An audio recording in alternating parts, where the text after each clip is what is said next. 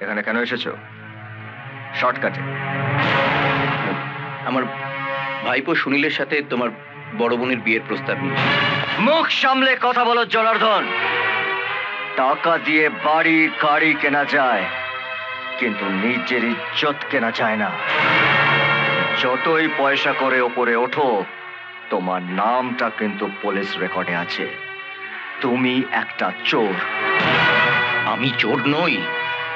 কোন সালা বলে আমি চোর? আমি চোর নই। আলবাত তুমি একটা চোর। আর একটা চোরের এই বাড়ির দরজা দিয়ে ঢোকা নিষেধ। বেরিয়ে যাও, বেরিয়ে যাও, এই বাড়ির থেকে বেরিয়ে যাও। আইসা গেট আউট। আপনি কিন্তু আমায় অপমান করছেন। অপমান? তুমি এখনো অপমানের কিচ্ছু দেখোনি।